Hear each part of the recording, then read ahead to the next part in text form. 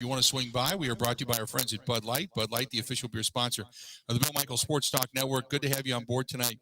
And we got coming up in just a little bit, Grant Bilse is going to be joining us from the Wisco Sports Show. He'll join us coming up here in about 7-8 minutes. Then we've got our buddy Kevin Holden from CBS 58, fresh out of the gym. He is going to be joining us here in just a little while, at bottom of the hour. And then Mike Clemens is going to join us at the top. And then at the bottom of the next hour, Ben and I are going to go over the entire schedule this coming weekend and talk a little bit more about a lot of the games on Wild Card Weekend that are upcoming. And unfortunately, like we had mentioned, and all of you know, the Green Bay Packers not a part of that. So we'll get into that discussion coming up here in just a little bit also. So stick around for that. I wanted to go back to something that was stated earlier in the day. We had talked about it on the show earlier today, and that is Aaron Rodgers and the salary and such moving forward. And there was a good piece, just as we were getting off the air today, there was a piece written by CBS Sports. And it's basically looking at an agent's point of view when you written by Joel Corey, agent's point of view of Aaron Rodgers. He's scheduled to make $59.515 million this upcoming season, $59.465 million of that fully guaranteed. Still, the Packers use one of the NFL's more complex contract structures with Rodgers. Initially, in his 2023 base salary, it's fully guaranteed, $59.465. A $58.3 million payment is required to exercise an option on Rodgers for the 2025 contract year, which is worth $20.9 million, and it drops his 2023 base salary, which is fully guaranteed, to $1.165 million. Now, the window to exercise the option is the first day of the 2023 league year, which is March 15th. Until the day before Green Bay's first 2023 regular season game in September. Now, from a salary cap standpoint, the presumption is option years will be picked up. Option bonuses are prorated over the life of the contract, up to a maximum of about 5 years, including the option years, beginning in the league year when the option is exercised. Hopefully you're following along at home. But this basically means $58.3 million option bonus is prorated on the salary at $14.575 million annually from 2023 through 2026. So his salary cap number is going to be $31.623 million. His cap number will consist of $8.16 million in proration from his fully guaranteed contract. Hopefully that gives you a good sense. Now, if he would retire, he would forfeit his rights to the fully guaranteed $59.4 million by retiring. He insisted, though, that his decision would not be influenced by money because of the generation of wealth that he's accumulated from playing football, blah, blah, blah. He's made over, at least an estimation of over $300 million in NFL player contracts. The Packers, if he decides to walk away, would have $40.3 million of dead cap money and a salary cap charge for a player no longer on the roster with Rodgers retiring. The dead money would consist of roster bonuses and proration and such. The $40.8 million would be specifically designated by Rodgers' camp to be a roster bonus, unlike a signing bonus. So there's all kinds of craziness to this, but Green Bay isn't in the best position to absorb an additional $8.69 million of 2023 cap charges relating to Rodgers. They're already at $229 million in 2023 cap commitments with 48 players under contract. That's according to the NFLPA. And under the offseason accounting rules, only the top 51 actually matter, which means the bottom line is going into next year, right now as it stands, the Packers have $1.66 million of existing cap space that can be carried over to next year. You follow along? There you go. Not a whole lot. And if the Green Bay would trade them, by the way, they would have the same $40.3 million of dead money by trading Rodgers as well, with him retiring. Rodgers doesn't have a no-trade clause in his contract, and it's highly unlikely the Packers would attempt to trade him to a team that he didn't want to play for, because retirement then would be an option. So there's a lot to absorb there. There's a lot to absorb there of what would basically be a lot of money that you got to move around. So hopefully that makes a little bit of sense. But I wanted to at least explain it to you a little bit So you got a sense as to how difficult it would be for Rodgers to either one, walk away, or for two, to trade him away, unless you would get teams to absorb certain amounts of monies. Okay? 877-867-1670 at the Thirsty Duck. When we come back, we're going to get out of this discussion because it is still somewhat about Aaron Rodgers. But Grant Bilse of the Wisco Sports Show, we're going to talk with him about the way the season ended, expectations going into next season. Also, in that particular sense, we're going to talk about the postseason, what could have been, and what might be going into next year, and preferences for next year as well. Again, we're at the Thirsty Duck. We're in Sussex, and we are brought to you by our friends at Bud Light, the official beer sponsor of the Bill Michaels Sports Talk Network. We'll be back right after this.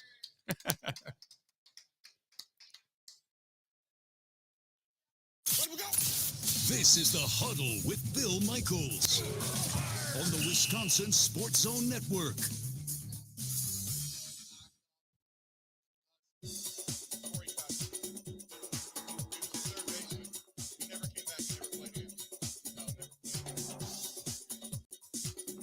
Bill Michaels will resume in 3 minutes.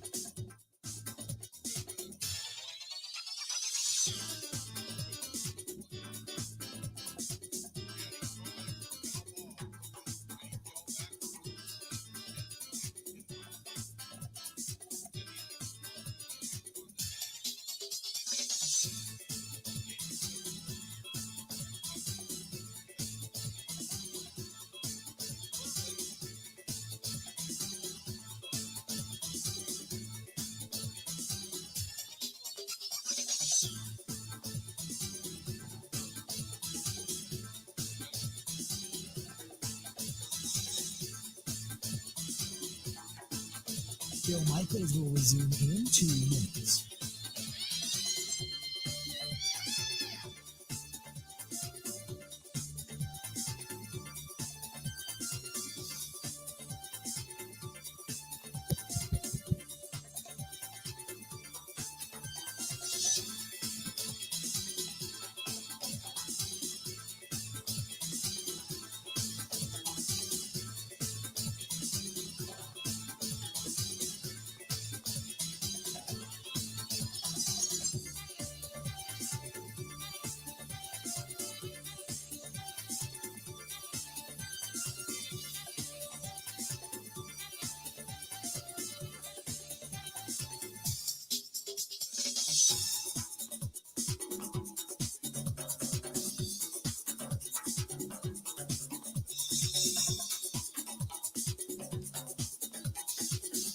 Bill Michaels will resume in 1 minute.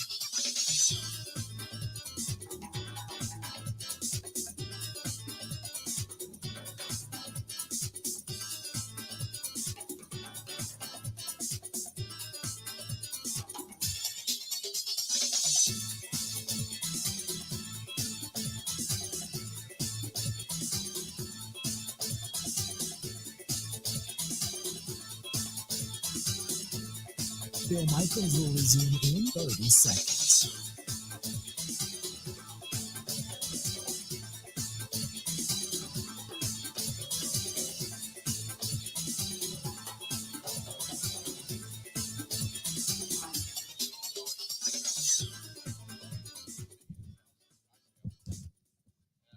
Out here.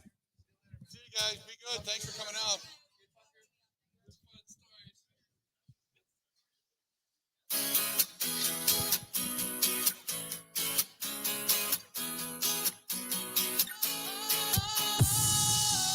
Sometimes I get a good feeling. Yeah. I get a feeling that I never. Welcome back to the program. It's glad to have you. We're broadcasting live. We're at the Thirsty Duck. We're in Sussex. It's the Bill Michaels Huddle, brought to you by our friends at Bud Light, the official beer sponsor of the Bill Michaels Sports Talk Network. Good to have you on board tonight. Joining us on the hotline is our good buddy from the Wisco Sports Show, which is Grant Bilse, joining us here. Grant, how you doing, pal?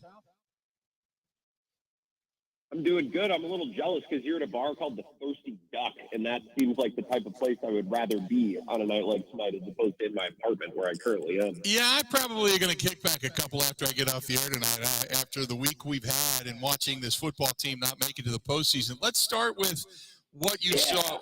Like, just give me your assessment of what you saw on Sunday night, and obviously the way the season has come to an end.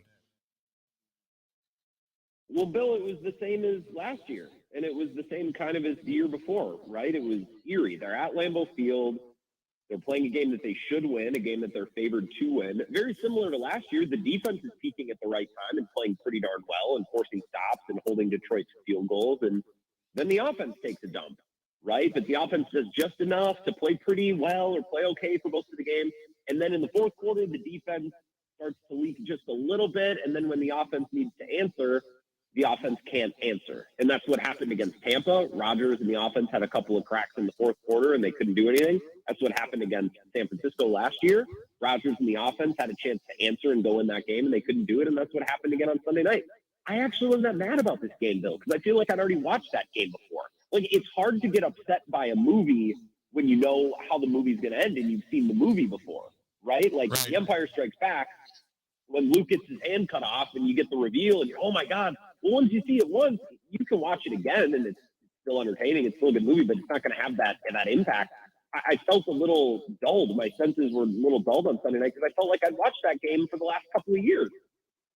I looked at the way the offense operated. The defense, they gave up the 2 drives at the end of the game, and that was incredibly disappointing, and we all know that.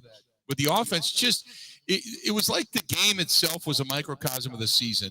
When you needed a big stop out of the defense, you weren't getting it. When the offense really needed to give you something, you weren't getting it.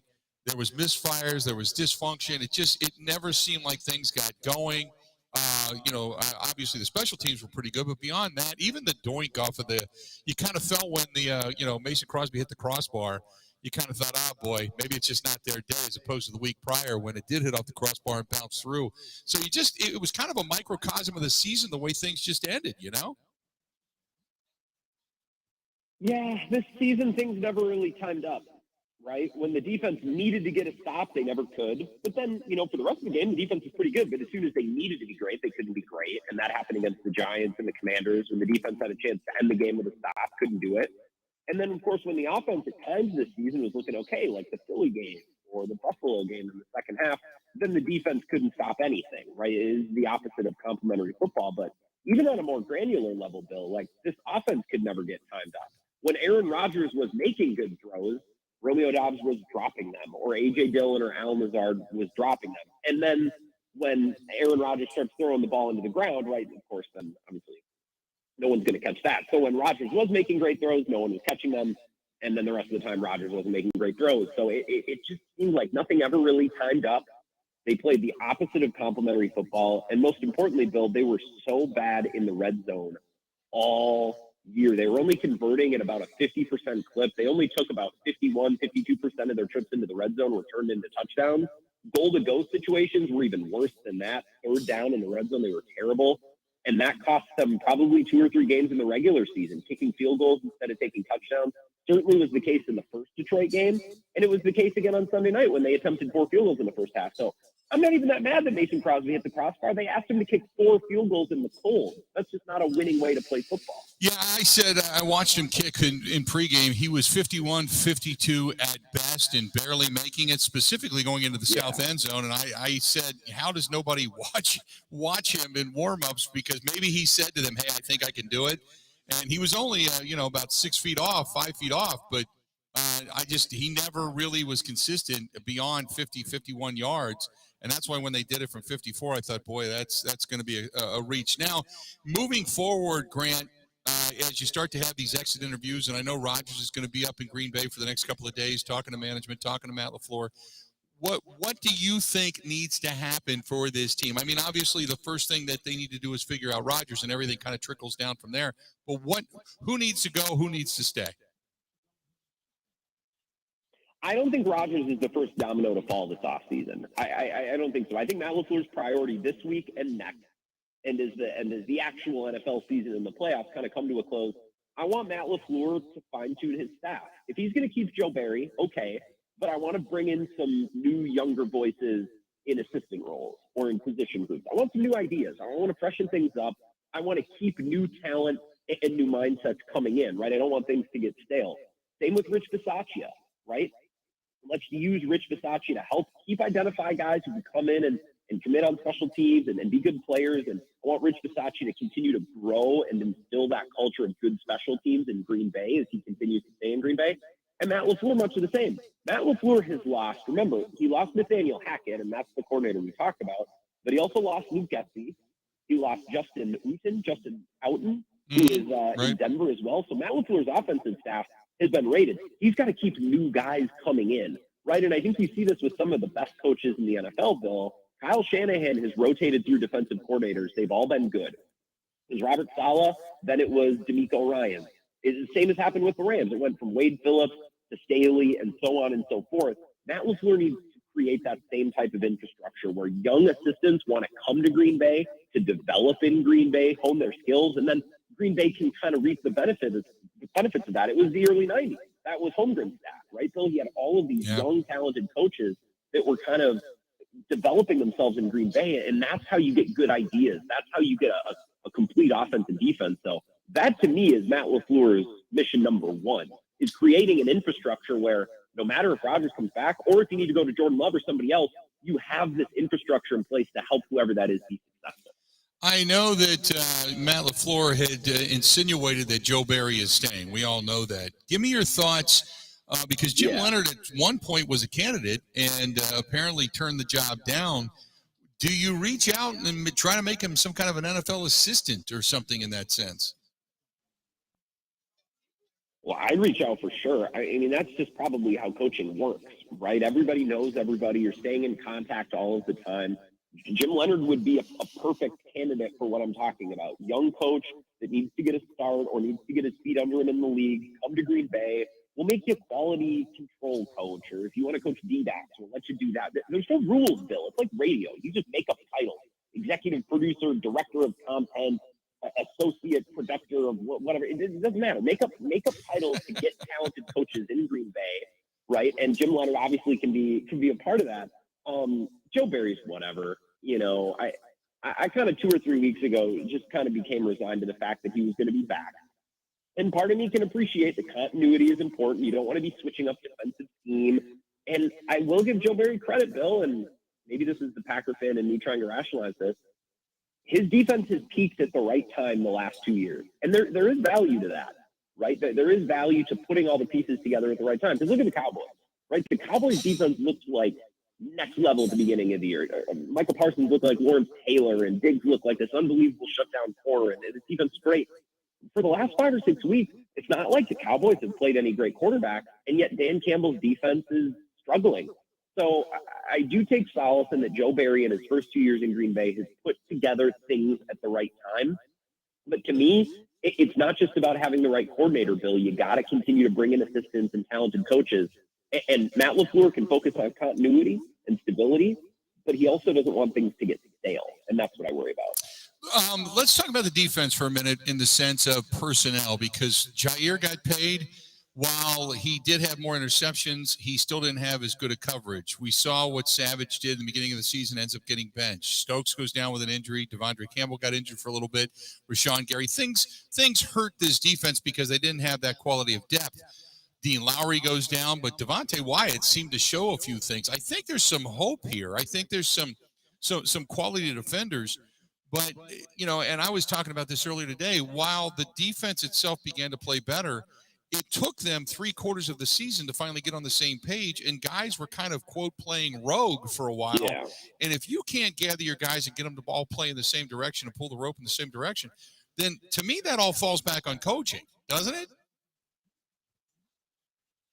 Oh, that's absolutely on Joe Barry. And you remember those reports earlier this year, Bill. I think Demoski had it, and I remember talking to Clemens about it too, where players were openly discussing that they weren't buying into scheme. And they were anonymous reports, so guys weren't putting their names on it, but there were multiple players who were like, we don't believe in what we're doing. And at some point in the season, Joe Barry said, all right, fine, what do you guys want to do? And they told him. And that really came to a head a little bit against the Dolphins, but very much so against the Vikings. And I think Joe Barry turned ownership and turned agency over to his players. And I think that's why this defense really started playing well in the second half, because these guys were excited. They were rejuvenated, and they were excited to go out and play defense and fly around and game plan throughout the week. They just seemingly became so much more involved in the day-to-day, and they were so much more active and awake, it seemed like, on defense. So if Joe Barry can start that place at the beginning of next year, I would certainly appreciate that. Like, I appreciate peaking at the right time, but that doesn't mean we can't play good defense before Thanksgiving, Phil. Grant, one final question before I let you go. I know we don't want to repeat it, but are we looking at a repeat of 2022 going into 2023? And that would be, are we going to sit here for the next 2 months and do the dance of will he or will he not? And ultimately, with $59.4 million laying on the table, do you think Aaron Rodgers comes back? Well, I think at this point, just listening to what Rodgers said and watching what the Packers have done, right? Don't listen to LaFleur. Don't listen to Gutekunst. Just get their actions. Ben Kenny, our guy, says all the time, the actions of coaches speak a lot louder than their words. I think it's the same with organizations. They gave Rodgers that big contract and the organization put itself in a compromising position, giving all this money to Rodgers. I don't think the Packers are too intent on moving off of Rodgers, or they probably would have done it this last offseason. Now, it doesn't say that they couldn't trade him. Teams take dead cap hits all the time. The Eagles did with Wentz, and then the Falcons did with Matt Ryan. Like, teams are willing to eat dead cap in ways they weren't before, so maybe the Packers could, but I would doubt it based on their actions last offseason. And I don't think Aaron Rodgers wants to go somewhere else, honestly. I think he's at the point of his career where I think he realizes there's a lot of value in playing for one franchise his entire career. That's something that Favre didn't do. That's something a lot of quarterbacks didn't do. That's something that Rodgers could do. And I think that would make his legacy look, very nice, especially with all the postseason struggles the last couple of years. So I think there's mutual interest and seems to be mutual reasoning from both sides that he comes back together. I'd be really shocked if he retired, Bill. About $60 million. I would too. But if you were to retire and leave all that money on the table, more power to you. If you feel that strongly and you're confident in yourself and confident in the money that you've made and want to do something else, I'd respect that too. So I feel like he'll probably be back. But crazier things have happened. It would be, in my eyes, very surprising if he left. Let's put it that way. Grant, always good stuff. Yeah, I know, right? And, well, maybe then again he lost part of it in crypto and has to earn some of it back. Who knows? Good stuff, man. I appreciate it, and we'll talk again real soon, okay? Yeah, I appreciate it, Bill. Have a good one. All right, buddy. Talk to you later. There you go. Grant Bilse of the Wisco Sports Show. At Wisco Grant is where you can find his stuff over on Twitter. At Wisco Grant. When we come back, Kevin Holden, CBS 58, is going to be joining us. We'll talk with him about a lot of what we discussed, but we'll get his sentiments and his thoughts on the end of the Green Bay Packers season. Also, the upcoming off season for the Packers as well. Stay tuned. We are brought to you by our friends at Bud Light, the official beer sponsor of the Bill Michaels Sports Talk Network. We'll be back right after this.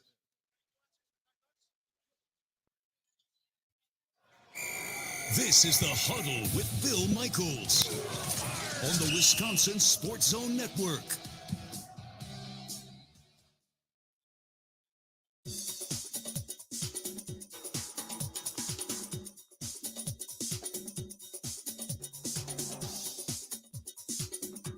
Bill Michaels will resume in 5 minutes.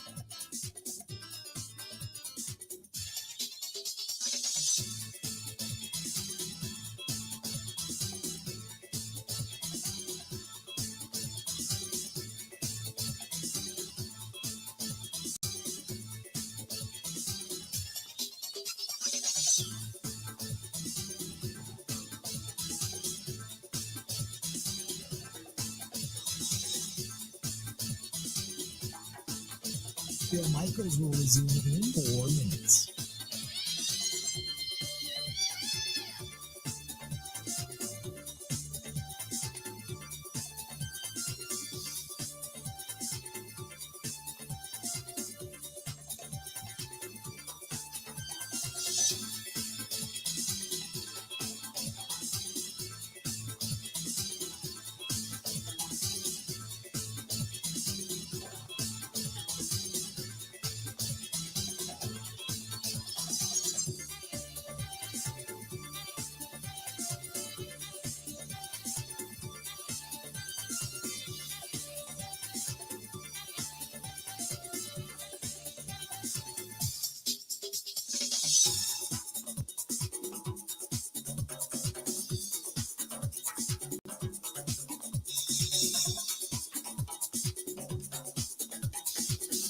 Bill Michaels will resume in 3 minutes.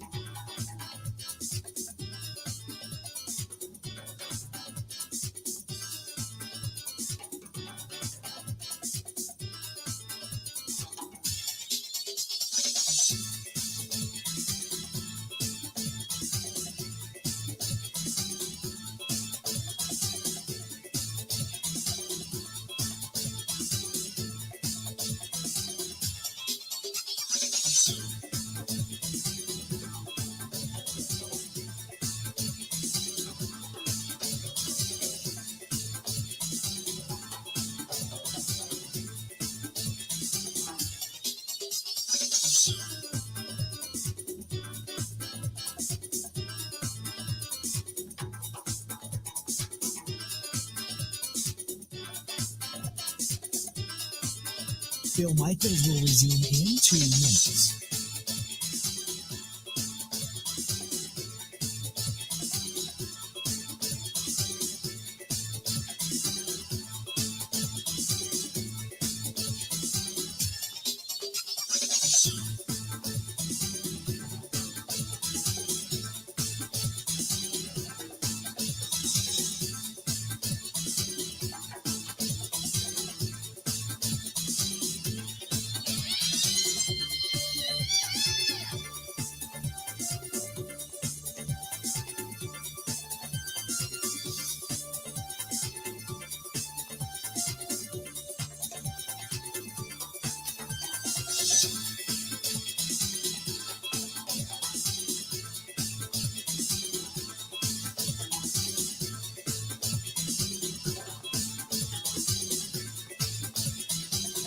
Bill Michaels will resume in 1 minute.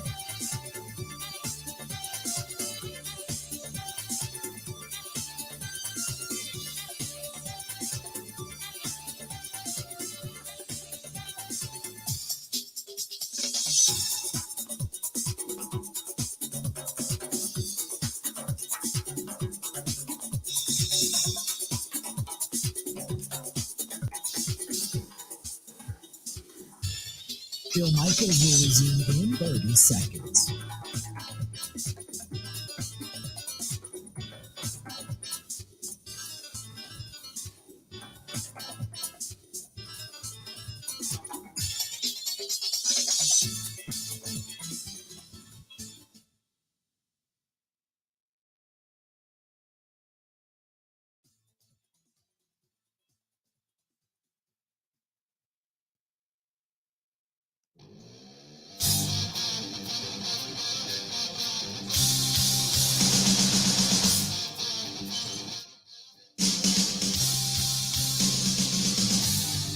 Welcome back to the program. We are glad to have you. The Bill Michaels Huddle. We are broadcasting live out here at the Thirsty Duck. We are in Sussex, Wisconsin, which is where you can find us. Come on out. We are brought to you by our friends at Bud Light. They are the official beer sponsor of the Bill Michaels Sports Talk Network.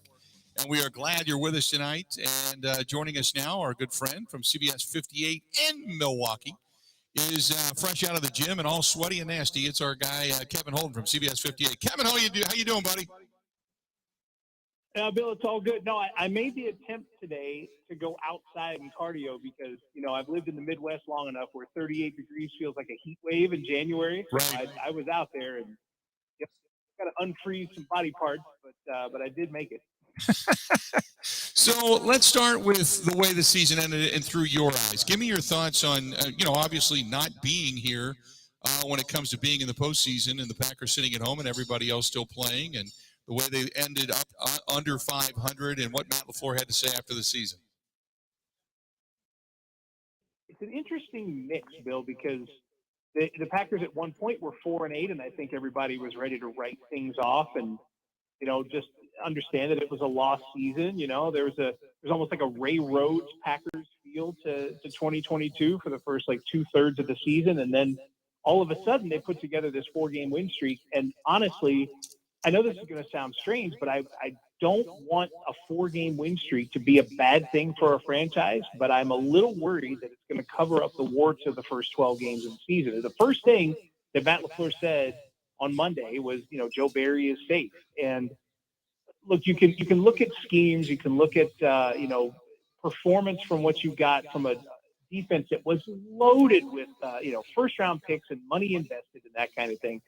But at the same time, there were two very undisciplined plays in the last game against the Lions. The Quay Walker play is the one that stands out, but Russell Douglas also had a dumb penalty where he came up and kicked the ball away on a special teams play. And the thing about that is the 18th week of a season, and that's the kind of stuff that we talk about at the high school level, at the college level, but you certainly don't talk about that at the level of a team that's trying to make a playoff spot. And that's something that stuck with me. Not that this defense underperformed, it's just that it made the mistakes it made in what was the most important game of the season. And the one thing I'm a little concerned about is that the 4-game win streak becomes the predominant thing, and the organization decides that they don't make changes on that side of the ball. I think there might be time to make changes on that side of the ball. But again, you and I are the ones talking here. We're not the ones making the decisions. Well, that was going to be my next question because, I agree with you. I did not want to see the win streak kind of cover up the warts. But, the defense did play better. Guys were talking about how they were buying in. They were communicating more. But my question then becomes, well, if it was as simple as that, then where was this for the first 3 quarters of the season? And why was it so long in the season for them to kind of come together and say, hey, we need to take this upon ourselves to fix this? You know what I mean? Because I know there was some talk. Jair necessarily wasn't buying in. Some of the other guys had talked about not buying in. And the only thing I can say is then that means they don't believe in what Joe Barry was preaching. You know what I mean? Absolutely. And there was a stretch in this season where the Packers lost 7 of 8, and some of those games felt a little bit inexcusable. Washington is the one that comes to mind right away as a game where, if you want to call yourself a playoff team, I'm not sure Taylor Heineke throwing all over your defense in the second half makes you feel like you're a playoff team. And now we know any loss, any of the 9, if it had changed, would have worked out in the Packers' favor. And that's the really unfortunate part of all this. But you're absolutely right. If I were to say to you that the Packers beat up on the Minnesota Vikings with an incredible defensive performance and a little bit of offense, you would have thought, man, this is exactly what we were thinking the Packers would be. And that's what happened in week 17, but it didn't happen in week 1. And it didn't happen for the first 2/3 of the season either, which is to say the Packers, by the time they got to the new year, the receivers had gotten older. The rookies didn't feel like rookies anymore, especially Christian Watson. The defense was playing better. But week 17 was way late to make that happen. And if you already had problems on offense, like at receiver, you can't depend on other parts of your game to wait 3 or 4 months to come around. That's not a playoff recipe, and it bit the Packers this year. Give me your thoughts on the downside to keeping Aaron Rodgers, if there is any. I get from different people that listen and such that say I think the Packers are making a huge mistake if they keep Rodgers and they either don't trade him away or force him out or whatever. What is the downside to keeping Aaron Rodgers? Man, it's tough to say when you're talking about, every time I pull the lens back, I see one of the best to play the game. And every time I move the lens in and start focusing on certain parts of the season or the offseason, you can see the issues that are taking place at this stage of his career. I think the downside at this point has to do simply with the future direction of the franchise. I think keeping Rodgers is fine for 2023, but I don't know what it's like for 24 and 25. And you still have a group of receivers that will be fairly young next year. Watson will be a second-year player. Dobbs will be a second-year player. You want, I think, at some point to get them significant time with Jordan Love, because the hope is that they'll spend several years succeeding with Jordan Love once Rodgers is gone. And it was difficult, again, going back to the 4-game win streak. If the Packers had been out of it by the time they played Chicago in early December, that would have been a perfect chance for Jordan Love to go into a hostile environment, listen to Bears fans, say what they say, and, try to succeed against that pressure. That was probably the closest thing the Packers had at that time to a pressure situation. By the time they got back in it, there's no way you put Jordan Love in against the Vikings, and certainly not in week 18 against the Lions. So, to me, the downside isn't immediate. Rodgers is still Rodgers, but the longer you delay Jordan Love, the longer you delay that chemistry. And this year, it could be, and honestly, it could be the end of Jordan Love, because the fifth-year option question is about to happen. Talking with Kevin Holden of CBS 58. You can find him on Twitter at 321QKevin. So go to the Jordan Love camp. I mean, obviously he feels like he's ready to play. He probably wants to be a starter, wants to be paid like a starter. He wants to get more money in that contract. But how much trust do you have in Jordan Love? I mean, we saw him play last year against Kansas City, didn't look good. Against Detroit, didn't look good. But had 2 series against the Eagles this season and looked pretty good and gave people maybe the wide eye. So where is your level of trust in what you see or have seen or heard about Jordan Love? It's tough because you're talking about trying to base a future opinion off of 2 series of that Eagles game. And it's tough to do because, like you said, the 2 series of that game, you saw a poised quarterback. That's the number one thing I wanted to see. I wanted to make sure that he, would feel comfortable in a primetime situation. They look great. And if that's what you get on a series-to-series basis throughout the year, close games and blowouts and whatever situation, like if that's consistently what you get, then you're in good shape. But just like with Watson and with Dobbs, there are going to be some growing pains. Love has had plenty of time to learn things, and I think he's paid attention. That part's fine. But there's nothing that substitutes third quarter, fourth quarter NFL games.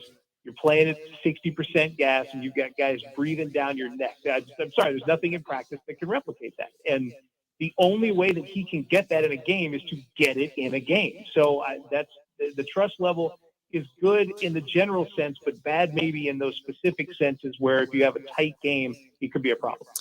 When you look at the offseason, obviously the quarterback position has to be settled first, but what else does this team need, in your opinion?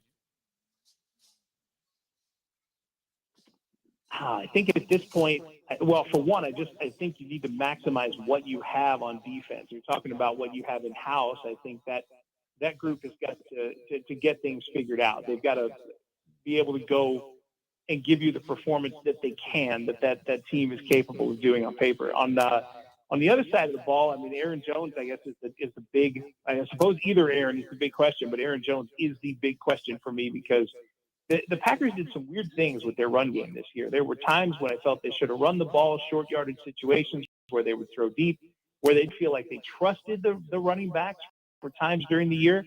I thought maybe a part of that was waiting until the weather got colder. They would depend on him more. That didn't necessarily happen. I still think Aaron Jones is essential. And I think the combination of Jones and A.J. Dillon can cover over a lot of warts when you're talking about Rodgers, when you're talking about Jordan Love, receivers, that kind of thing. To me, that's the number one contract. Get that done and keep him around for the rest of his effective time because Aaron Jones is still one of the better backs in the league, and that combination can be your future. If you get the defense worked and the running game in good shape, put whoever at quarterback. Go find Caleb Haney. Where's he these days? Hey, before I let you go real quick, I know that they're going to be looking for, say, a tight end, another wide receiver. I still think you got to go out and find another veteran wide receiver to take some of the pressure off. Would you, with the season he had, if he came back for minimal money, would you want to bring Randall Cobb back? I mean, I think he's still a guy that can mentor young players. And when you see a guy like Christian Watson that developed the way he did, it's not an accident. There was some sort of mentorship that led to that. And I don't know if it was all Aaron Rodgers. I think Randall Cobb had a hand in Christian Watson's development. I'd do another year of him as almost like a player assistant coach, let him try to do the same thing for a healthy Romeo Dobbs next year and that kind of thing. I wouldn't depend on Cobb to do much in the offensive game, but the old baseball phrase of clubhouse guy, it's hard to find one better. He's got a better heart, and it would be tremendous to see him do that, for one more year. And obviously, if 18 is there, 12 likes that, and I think that helps too. Kevin, always good, buddy. I appreciate it. Enjoy the workouts or the rest that you're going to get now and warming up inside the house, and we'll talk to you real soon, okay? Yeah, sounds good. Now, Burgoyne is all push-ups tomorrow. 3 straight hours of push-ups with Burgoyne. He's that much of a taskmaster. He's tough. I won't look for you to use your arms at all during the sports broadcast tomorrow evening. So good luck with that, buddy. There you go. Talk to you soon. There you go.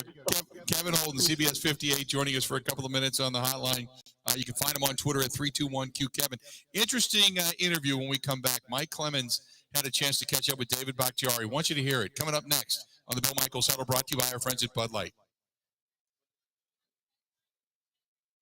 This is the Huddle with Bill Michaels on the Wisconsin Sports Zone Network.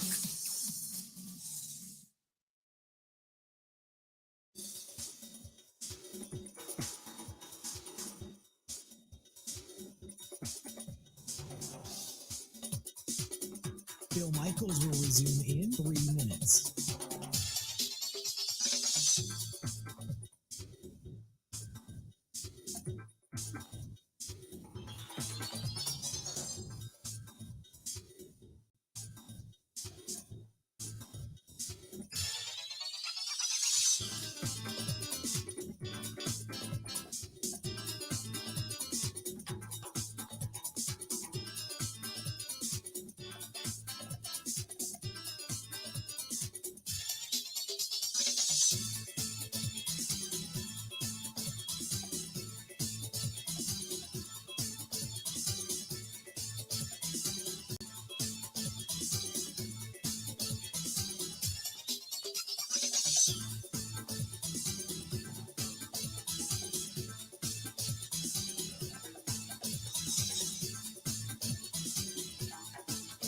Bill Michaels will resume in 2 minutes.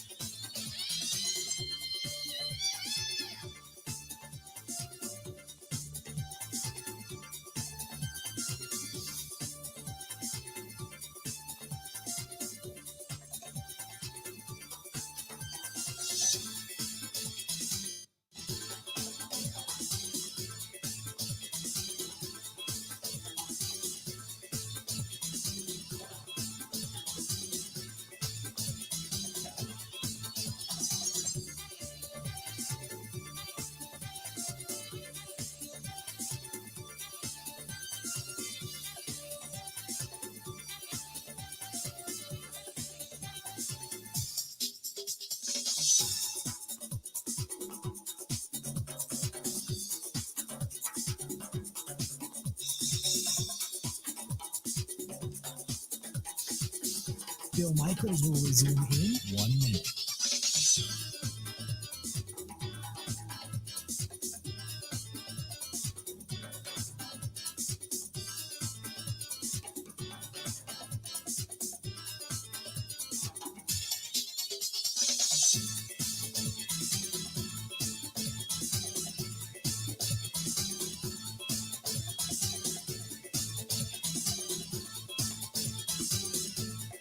Bill Michaels will resume in 30 seconds.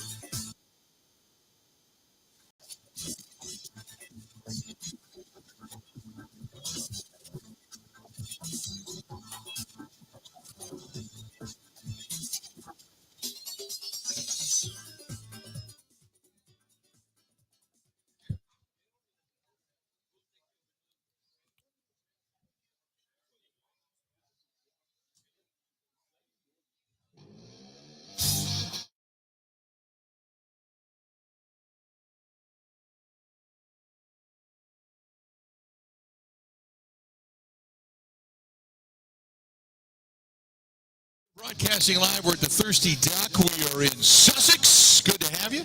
Brought to you by our friends at Bud Light, the official beer sponsor of the Bill Michaels Sports Talk Network. And Mike Clemens had a chance, along with the rest of the media, to catch up with David Bakhtiari, who went through a tumultuous season just coming back from the knee issue, then had an appendectomy. And it just seemed like it just was so up and down for him. And in the offseason, at least, he doesn't have to worry about any surgeries. So he can just rest up and get ready for next year. But take a listen to what David had to say meeting with the media the other day.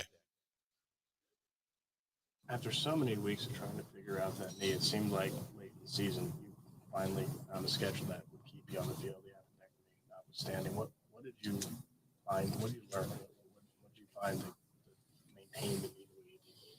I think part of it was a growing process. The other part was just I had 3 surgeries on my knee in 18 months. So a lot of that is just getting time to let things heal and also just growing muscle so I can protect my knee and also compete with the surfaces, with the pressures, with the strength. Kind kind of going into the season, it's kind of like, I look at the off season as putting on your armor, and then going through season, you get deteriorated throughout the year. So I don't have a chance to put on my armor. I'm kind of going into war unprotected. So thankfully, did a really good job, talking to training room, strength staff. I mean, even bringing people from outside, making sure I can get myself to grow, because football is not in any rehab that you do coming off surgery. So I think that was more the culmination. And then I really started my stride at the end of the year. And then obviously unforeseen things like the appendectomy. That was kind of a downer, but I mean, you got to play the hand that you're dealt. How did you do what you did, Dave? You practice limited like twice a week, a lot of weeks. Then you go out there and just shut down whoever. How do you play to that level when they say practice makes perfect, but you didn't get a whole lot of those practice reps? When you got to be a pro, I have a job. I have to do my job regardless of my circumstances. Two, it's very egotistical for me to say, but I don't really think I need too much practice at this point. I think it's just kind of, I've explained it to you and to other people before. I mean, I have, at this point, 10 years of experience. I've done well over tens of thousands of pass sets. I've kind of seen it all and felt it all. So really, it's just give me a couple pass sets, a couple aiming points, let me kind of fit my pads a little bit, and that everything banks into my head, and making sure I know who to block and what the game plan is, and things kind of make sense. I don't know if there's ever a normal routine for you guys, but next year, like, do you see it as more of you don't have to worry about all this stuff, and you just can have a normal week and play week after week? Is that never possible for you, given everything you've been through? No, I totally think so. I don't even think, I honestly, I hate to admit, I do love practicing. So I probably can see that kind of coming back into my fold. I don't want to give it up. I do enjoy it. I like competing. I like also being able to work with the other guys and kind of let them see kind of how I think and what I do, and only tell them so much. It's kind of fun to kind of show them. And I like, sometimes when we go good on good, it's always fun to kind of go against our defense, because that's one team that in season that we don't get to play. Your first answer, you said if you want to be a good football player. How important is it to be a good football player, not just a football player for you? I mean, I want to be a great football player, not even good. It takes a lot. It takes a lot of sacrifice. I think there's a lot of stuff that y'all don't see that to do. I think, part of it when you're talking about like how to catch your stride, I mean, you guys weren't at the first surgery, the second surgery, or the third surgery. You guys weren't there. The people I had to fly in, and I'm flying to places, and the things I'm doing, talking to Doc and going through it. The last 2 years were definitely a lot, and then also getting another surgery. I had 4 surgeries in 2 years. That sucked. I had to be put under, get into bed. That's not fun. Very blessed to be where I am today through it all, because I knew that I'm not going to let that define me. Like, that's just the hand I'm dealt. Eventually things will subside. The storm will go away. So as long as you keep sailing. Yeah, sorry, but 10 years in the last 2 years, it's just how motivated are you to kind of build that armor process up again? I'm pumped. I don't have surgery set up right now, so that's fantastic. Just got done talking to Coach Buckus. The main thing is I just get to train. The last 2 years have just been rehab, so it's nice to finally train. And like you had kind of mentioned, piggybacking off what I said, just to build my armor again, kind of get myself back and ready. I mean, I think for me, I also love training. Since working out with Clay all the time, I think in the off season, some of the best memories I have of my career is the off season time.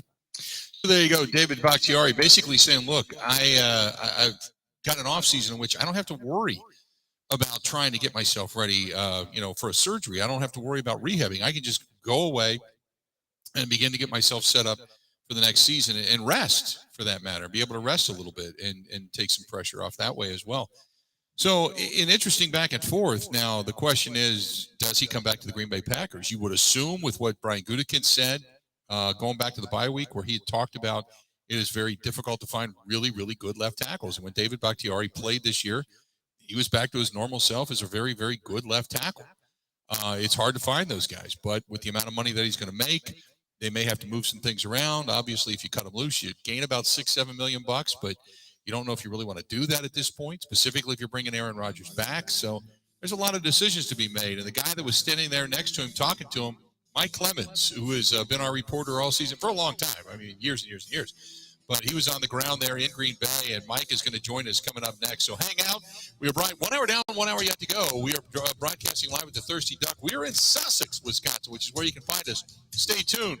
We got a whole lot more of the Bill Michaels Huddle, brought to you by our friends at Bud Light, the official beer sponsor of the Bill Michaels Sports Talk Network. It's all coming up right after this.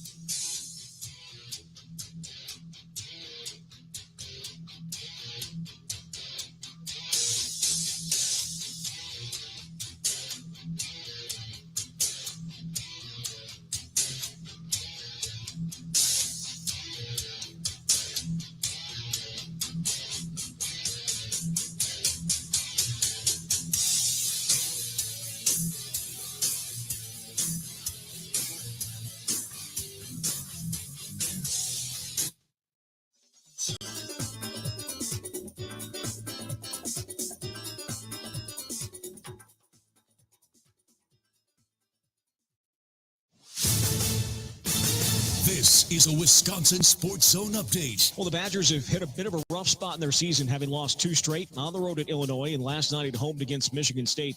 Both games came without Tyler Wall in the lineup. The team's leading scorer and most versatile defender is dealing with an ankle injury suffered against Minnesota.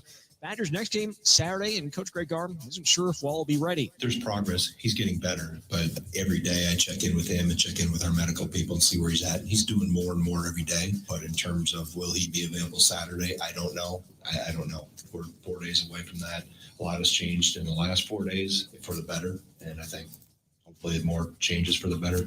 Again, Wisconsin will be at Indiana on Saturday. Turning to the Bucks, they'll be back in action tonight in Atlanta. Milwaukee comes in off a 17-point comeback win over the Knicks on Monday. Bucks are sitting in third place in the Eastern Conference, 1 game back of Brooklyn, 2.5 games back of the first place Celtics. The Hawks currently 19-21, 9th overall in the East. Tip coming up at 6:30. Want to save even more at Fleet Farm? Well, now you can with Fleet Rewards. It's free to sign up, and there's no credit card required. Using Fleet Rewards is easy. Earn points every time you shop. Plus, get exclusive member offers, birthday and anniversary perks, free tire rotations, and more. Download the Fleet Farm app or create an account at fleetfarm.com/rewards to start earning points today. Fleet Farm, proudly serving the Midwest since 1955. Another former Cincinnati player following Luke Fickell to Madison. Wide receiver Quincy Burrows became the 4th player to transfer to Wisconsin from Cincinnati. Burrows played in just 1 game last year for the Bearcats. Will have 4 years of eligibility remaining. Overall, Wisconsin's added 11 players through the portal, and more are expected. And the Packers going through exit interviews this week after their season came to an end Sunday with a loss to Detroit. With this Wisconsin Sports Zone Network update, I'm Zach Heil.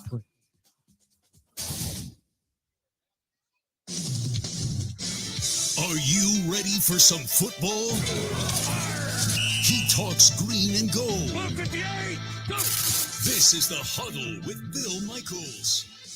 Good to have you back. Hour number 2 of the Bill Michaels Huddle. We are broadcasting live. We're here at the Thirsty Duck. We're in Sussex, and if you want to stop out and say hi, you can. Feel free, because we got, obviously, Bud Lights are on special tonight, so there's some good stuff going on there. They've got some things to give away and such. But we bring in now our guy that's been on the ground all season long up in Green Bay. Mike Clemens now joining us. Michael, how you doing, pal? I'm okay. Things just keep on developing every hour. And I just was talking to Ben there off air about Mike LaFleur now officially a free agent. The New York media started bringing this up about a week or 2 ago to say, man, you know, Robert Saleh's a good guy and a good coach, and there's a lot of positive things about, you know, the direction of the Jets. But, boy, did they screw up the quarterback thing. And now the quarterback coach of the Jets, who is Matt LaFleur's younger brother, is a free agent. Do you think he brings him in? Or do you think he looks back in the direction of Nathaniel Hackett? See, this is what makes it fun, Bill. This is what makes it fun. I mean, you know, let me take it from the top. The Brian Gutekunst pretty much knew, had his review of this current roster done a couple of weeks ago. And so whatever you put on the field against the Vikings and Lions, you know, that was just bonus to his reports, his scouting staff's reports and evaluations all those guys that come to practice every day, all those guys that comb through every stinking play in these games before they go out and cover the bowl games and start looking for players. So, to me, the number one question that Brian Gutekunst would like to say to everyone is, if I still can go into another year with Aaron Rodgers and Jordan Love, I've got the best depth at that position in the National Football League. Except John Lynch and Kyle Shanahan, look what they've been able to do. Right. They're still winning games, and they've got Mr. Irrelevant, as a third string quarterback, and to me a favorite to probably get all the way to the Super Bowl. So that's what the Packers' thinking was all along, is that hey, we got two great quarterbacks, we got one in waiting and one in training, and we got a young head coach who specializes in quarterbacks, and so quarterback play remains the thing of the Green Bay Packers. And Brian Gutekunst said, and I'll replay this for you tomorrow or and on Friday's show. He was asked about the quarterback thing and how is it that you go from Favre and to Rodgers, and you guys seem to just do whatever these guys want, whatever they request. And Ron Walsh basically said, when you get an elite quarterback, you do whatever they want. Aaron likes his balls very inflated. Yeah. There you go. This is what Brian Gutekunst's template is between Ron Wolf and Ted Thompson. That's what he believes, that when you get a great quarterback, you take care of them, because after that, when they leave, then you become New England. I had said today, I got asked a question about what they said, you don't like Matt LaFleur very much, and, why do you hate on him? And I said, well, I don't hate on him, but my very honest moment today was the offense looked a lot like it did at the end of Mike McCarthy's tenure. And Mike, you and I were both sitting there in year one when Aaron Rodgers rolled to his right, waited, and then threw the ball out of bounds. Matt LaFleur went running down the sideline, yelling at him, "What are you doing?" And Rodgers held his arms out and said, "What do you want me to do?" And you could see Matt LaFleur say, "Throw the effing ball." And it was a very determining moment. I thought, okay, this guy may be building the relationship with Aaron Rodgers, but he still has control. I said, in my opinion, it looks like there has been so much of the we got to make Aaron happy that somewhere along the way, that edge is gone. And the creativity of the offense is gone. The offense looks relative. I use the word predictable. Do you think that dynamic has eroded? Not to say that Aaron Rodgers doesn't respect Matt LaFleur, but just when you give one guy all the power, or you kiss his butt so much, don't you lose yourself along the way? Well, to put ourselves into Matt LaFleur's shoes. Okay, he gets his first head coaching job with a Hall of Fame quarterback, and he's learning the next step, along the way. I mean, he was an offensive coordinator with the Titans, but he's learning the skills of game management.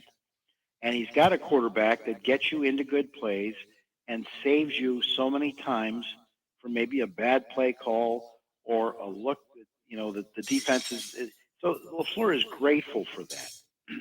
At the same time, LaFleur is trying to say, they brought me in to save your career, pal. You listen to me and let me put some things around you to extend your career and to make this enjoyable. And the bottom line is, everybody, it's not so much that they want Aaron Rodgers, it's that they all believe that this is their best shot at a Super Bowl. And secondly, I think they feel an obligation to get a Super Bowl with Aaron Rodgers. If Rodgers quits tomorrow, Mark Murphy looks like a failure immediately. Matt LaFleur looks like a failure. You had Aaron Rodgers for 4 years and you couldn't close the deal, because after that it's uncharted waters. However good Jordan Love is, however smart Matt LaFleur is, the odds are their chances of getting a Super Bowl in the next 2 years are greatly decreased. That's what they probably believe. So that's the whole thing. I think that they believe that it's really their mission to get Aaron Rodgers that ring, and And that helps their legacies and job security as well.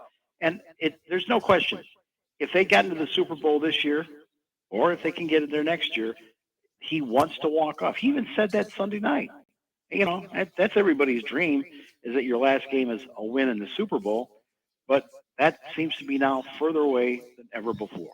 Do you think that, if Rodgers does decide and say, hey, I want to come back, is this another year of all-in mentality? Are you trying to move money around and bringing in another veteran wideout? You're going to help along the guys that you already have? Because you need a tight end, you need another wideout, probably a veteran wideout, not necessarily another rookie, although that would be great. But there's a couple of players, a couple of pieces you need to fulfill that destiny, if you will, if you believe that they have to walk away arm in arm with the Lombardi Trophy hoisted high before Rodgers walks away. Do you think they're another all-in season? Brian Gutekunst will roll his eyes at that question, because he's going to say, what do you think I'm trying to do all the time? And, I made concessions on at least 4 positions to keep Mercedes Lewis here, although he's a great blocker, to keep Randall Cobb here, maybe even to keep Mason Crosby here, to make those kinds of decisions. I had this thought today, Bill. At the time that Sammy Watkins was released a couple of weeks ago on a Monday, we weren't really shocked because the way Christian Watson jumped off the page in the second half of the season, that Romeo Doubs was now healthy, that Torrey, the reality is like, okay, we're not going to the Super Bowl. We might get in the playoffs. Let's get some snaps in for these years.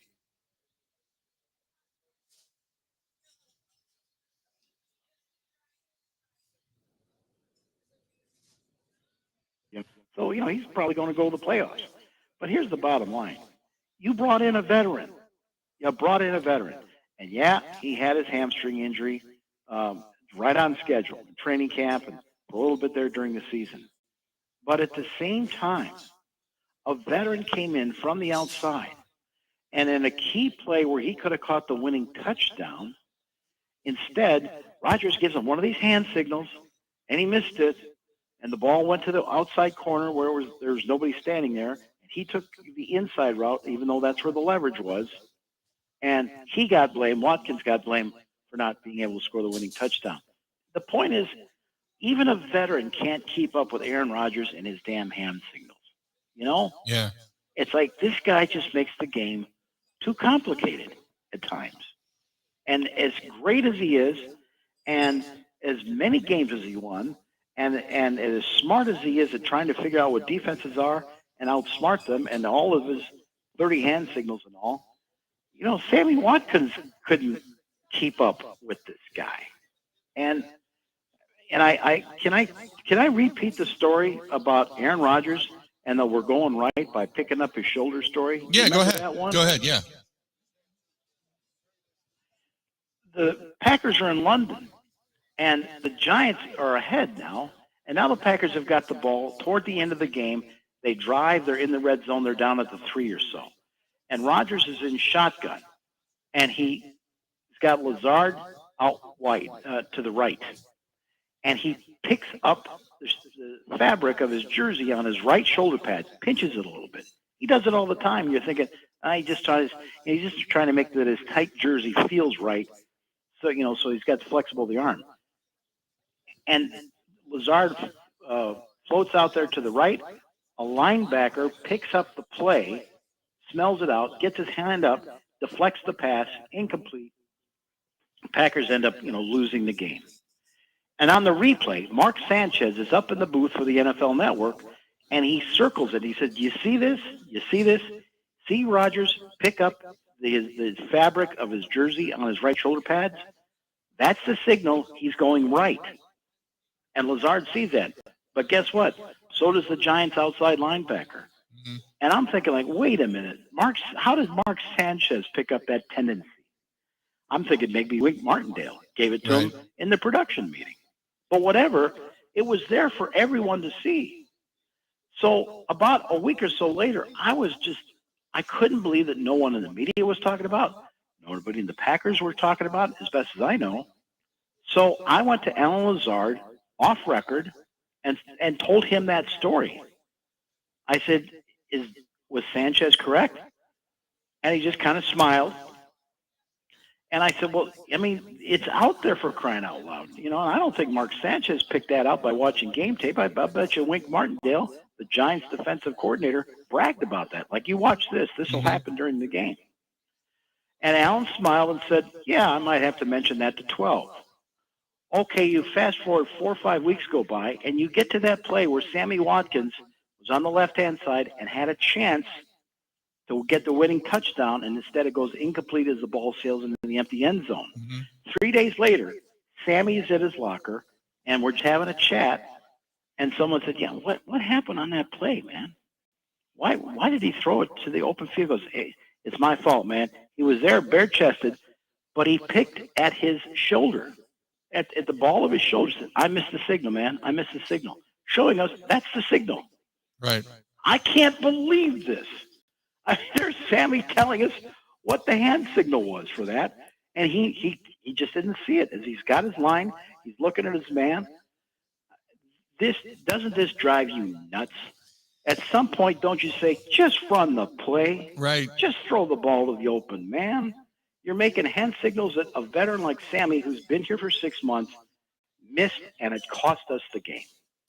You know, it goes back. You and I were talking when Randall Cobb was wide open in Chicago, and Rodgers way overthrew him. And here Randall had said, well, normally in that case, he'll try to throw you downfield, but because the coverage was over the top, I stopped.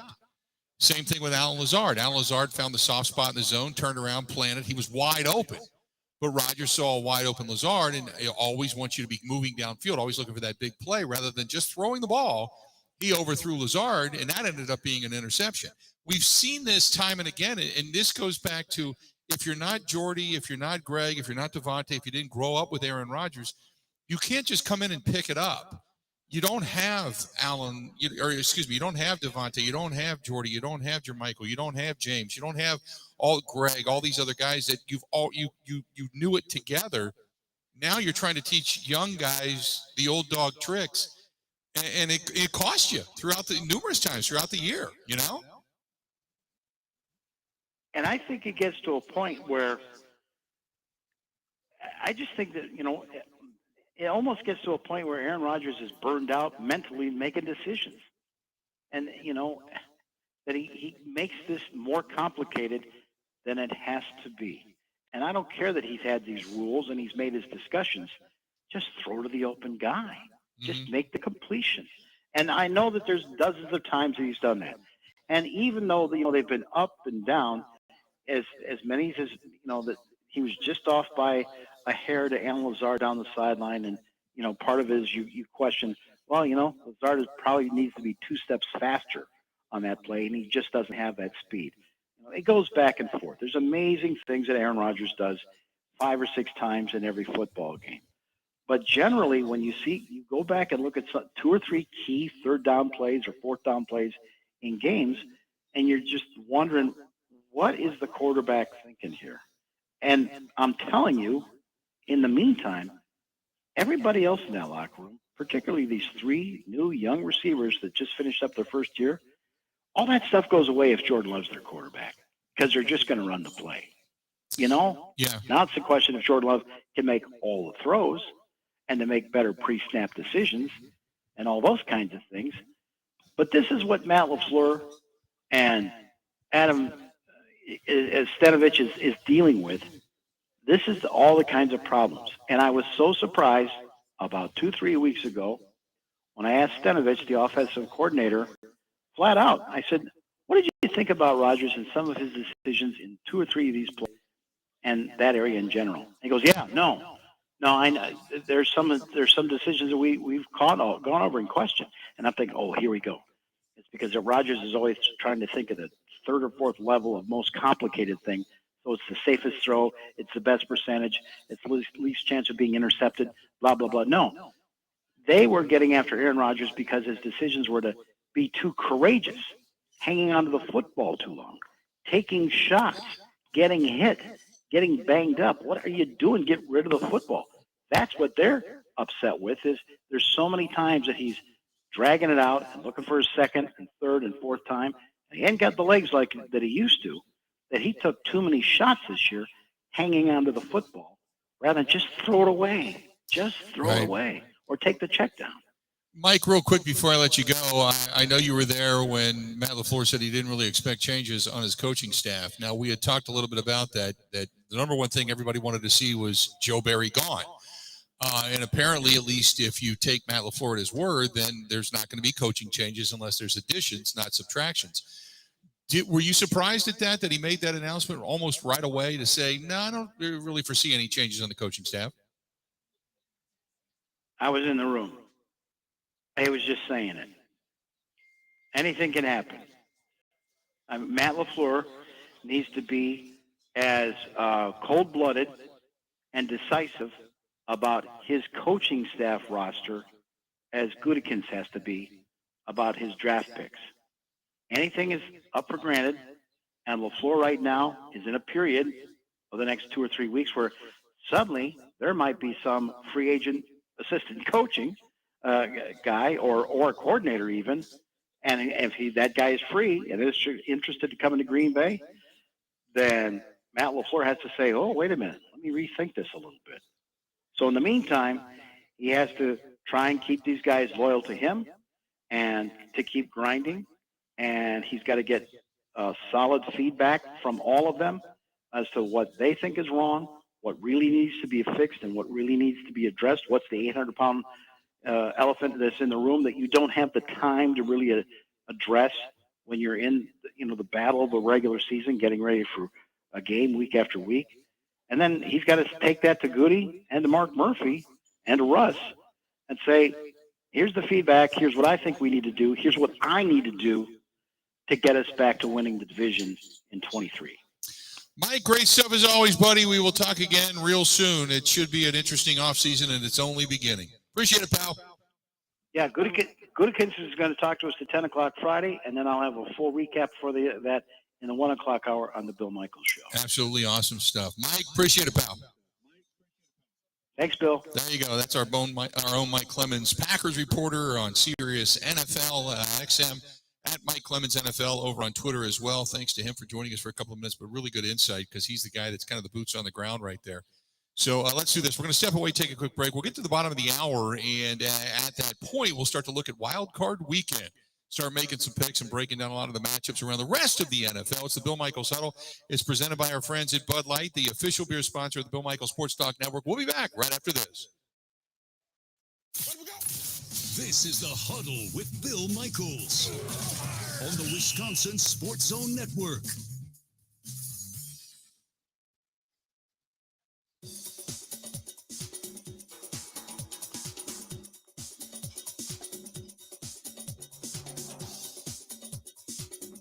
Bill Michaels will resume in 3 minutes.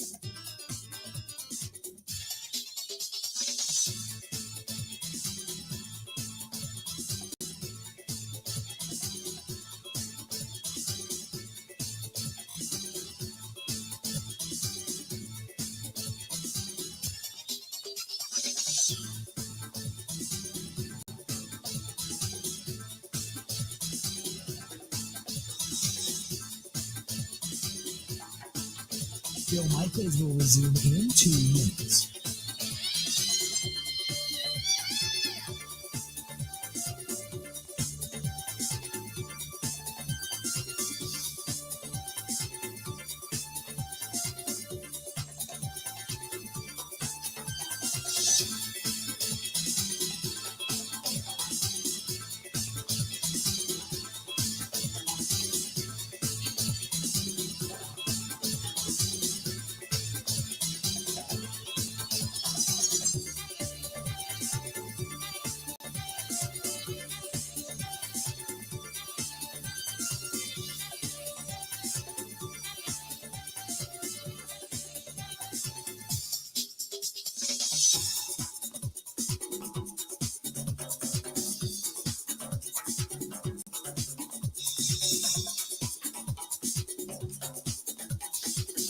Bill Michaels will resume in 1 minute.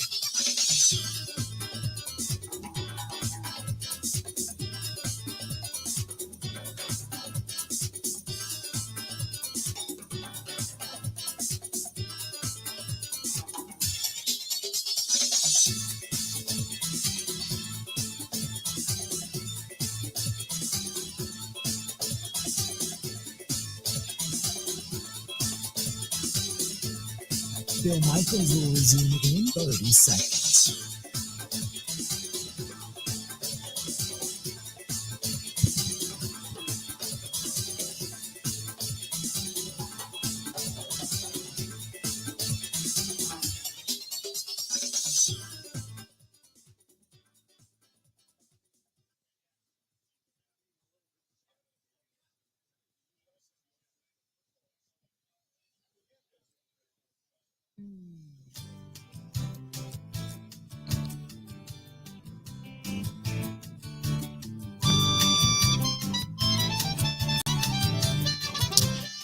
Welcome back. Glad to have you. The Bill Michaels Huddle continues. We are broadcasting live at the Thirsty Duck. We're in Sussex, which is where you can track us down. We certainly appreciate it. Brought to you by our friends over there at Bud Light. Just a far too in advance to look moment, but if you start to look at some of the Packers' needs and what may be available come 14, 15, 16, you've got a corner, and not that I want to see them take another cornerback, but Joey Porter from Penn State is one. There's Jordan Addison, the wide receiver from USC. He gets a pretty high grade coming out at 15. Christian Gonzalez, the corner out of Oregon. There's another corner, Keely Ringo from Georgia. The big offensive tackle, Anton Harrison out of Oklahoma, is a guy that's highly rated. Will Levi, the quarterback out of Kentucky. Not that you're going to take another quarterback, but he's going to be in that area. The wide receiver, Quentin Johnston, out of TCU, who's big, he's strong, hell of a wideout. Got shut down though, basically in the championship game. Then there's the tight end, Michael Mayer. This guy's intriguing. He's just outside of the top 10. He's a tight end from Notre Dame, 6'4", 265. His best traits are his toughness and his strength after the catch, something that the Packers have not had for a while. And that might be a guy that the Packers could possibly look at. But I had a few people ask me tonight, hey, who would they take in the draft? I have no idea, but I'm just giving you a few examples of guys that are there. But in that ballpark, quite a few corners. Not to say that I want to see the Green Bay Packers take yet another corner, but you take the best available. A couple other pieces of news and notes. Tua has been ruled out. He will not be playing for the Dolphins this coming weekend. We'll talk more about that. Lamar Jackson, still not practicing. He did not practice today. Now, the thought is that if he, misses, by Friday, he's not going to be back. But he was not present during the media viewing portion of today's practice, which significantly decreases his chances of playing in Sunday night's wildcard game at Cincinnati. He hasn't suited up since injuring that left knee going back to December 4th. But that's another one that is not playing. So both Tua and Lamar Jackson. Tua's been already ruled out. But Lamar Jackson's another guy they're counting on it because they just can't win games without him. Their offense is just stagnant. A lot of people thinking this might have something to do with the fact that he did not get the contract that he wanted. And until that knee is 100%, he's not coming back. Some feel that if he's got, 90% in him, he should be there. But suiting up this Sunday night against the Cincinnati Bengals doesn't appear to be on his agenda, at least not as of right now. We'll wait and see if he's back at practice tomorrow. And then as you said, or as you heard earlier, the Jets, the offensive coordinator change, they're making that change after the struggle. Zach Wilson, really the regression of Zach Wilson. So Mike LaFleur, Matt LaFleur's brother, was let go today. Saleh let him go from the New York Jets, so now he's on the market. Speculation about LaFleur's job status prompted the teams to inquire about his availability. The Jets allowed him to go ahead and start pursuing other opportunities. It didn't come as a surprise, though, because the quarterback situation in New York with the Jets was bad. And they had, as a matter of fact, 3 starting quarterbacks this season. And last but not least, you've got the Commanders.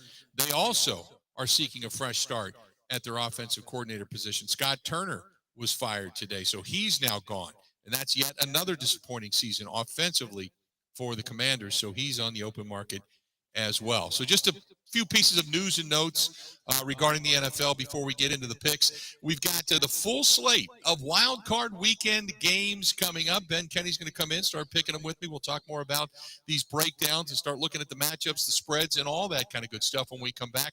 Again, we're at the Thirsty Duck. We're in Sussex. We are brought to you by our friends at Bud Light, the official beer sponsor of the Bill Michaels Sports Talk Network. Glad to have you on board tonight. Thanks for taking a listen to us tonight. For everybody that's on the Bud Light live stream as well and paying attention to the program, we certainly appreciate it. We'll be back. Start making some picks and start going through the slate of NFL games coming up this weekend on Wild Card Weekend. Coming up next.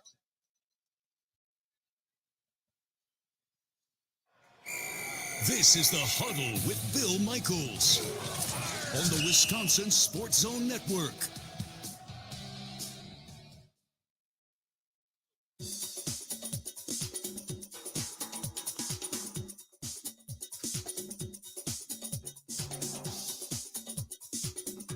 Bill Michaels will resume in 5 minutes.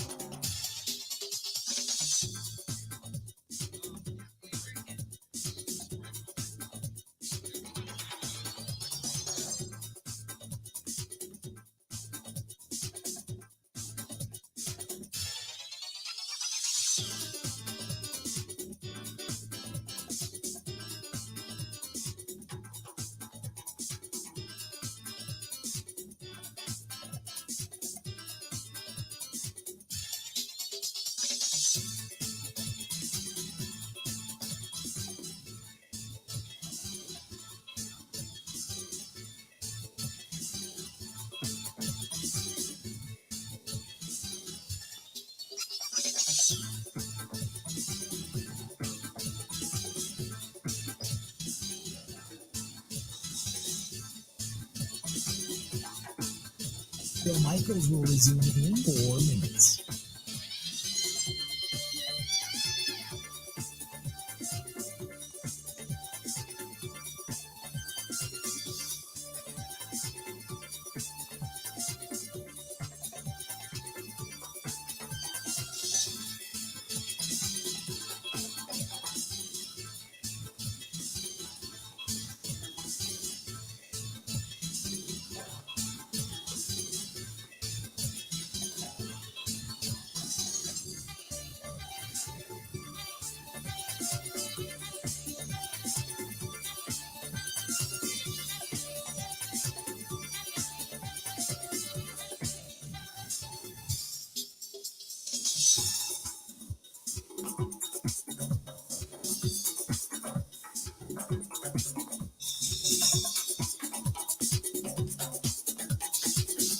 Bill Michaels will resume in 3 minutes.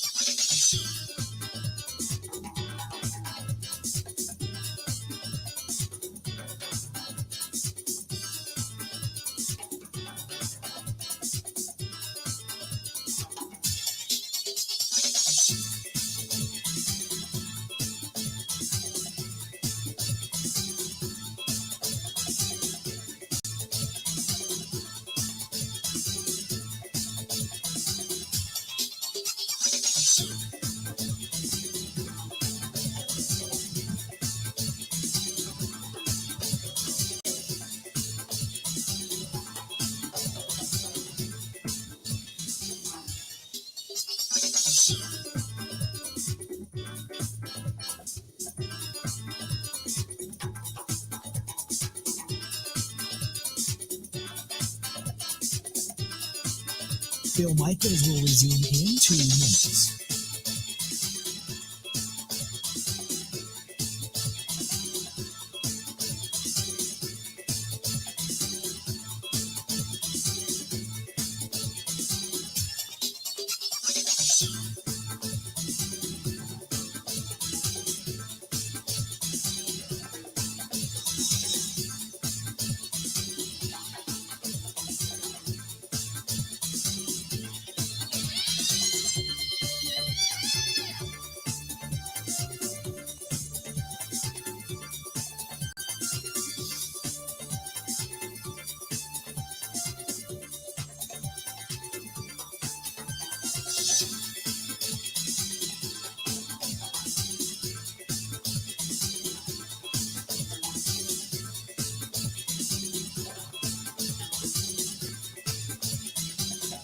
Bill Michaels will resume in 1 minute.